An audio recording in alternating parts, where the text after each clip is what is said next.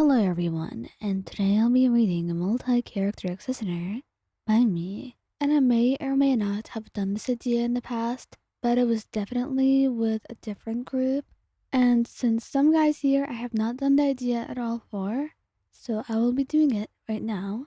And with that said, let's get into it. Kazuha. Kazuha would only call you wife if you were his wife or if he was truly thinking of it. And it was in his mind just a little bit too much. I mean, he can't truly help it. He loves you so much that he would do absolutely anything for you. And that's exactly why he called his wife accidentally, because he was daydreaming about marriage and all. And sometimes you should be a little bit more careful when doing things just right out of a daydream.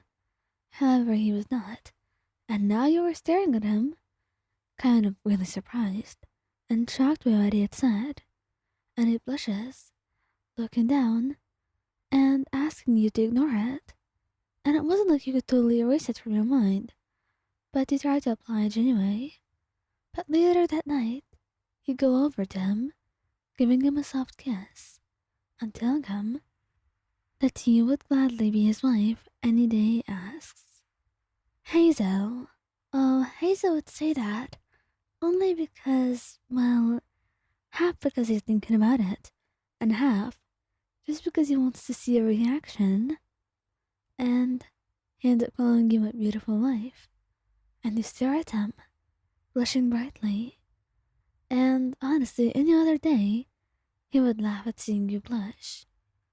But this, just from seeing your reaction, he could tell that it meant something to you, and he can't help but stare, realizing how important to you your relationship was. And he hugs you tightly, kissing your cheek, asking if you'd really want to be that one day, while you nod slowly. And in that moment, Heizou starts taking things a little bit more seriously. Albedo. Albedo only called him wife because he was truly just a little bit confused. And only the confusion came from him working too hard, as usual. So instead of calling you girlfriend, he took it a little bit too far and called you wife, in which she bursted out laughing, blushing brightly, trying to seriously ignore the way your heart fluttered at those words that came out of his mouth, while he just looked at you with a soft smile, kissing your cheek gently and telling you not to worry, because someday you'll be his wife for real. Venti. Venti was drunk while saying it, because usually, as silly as it seems, he is guarded with his own words, and is careful what to say and what not. But when he's drunk, he may be just careless enough to let some things slip, and that's what he said when you were talking to him, and he'd called you his wife, the most beautiful person in existence. And you blush, looking at him, while he just wraps his arms around you, telling you that he so badly wants you to be his wife, just so you could be his and his alone.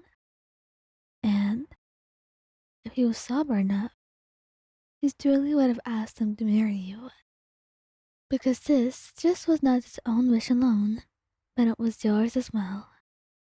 Scaramouche was always about commitment and being someone who was so scared of being so close to someone else, and just to be abandoned in the end. It was a huge thing for him. So to think about marriage meant that he trusted you and loved you, and was willing to take the risk of so many things that always scared him and plagued him.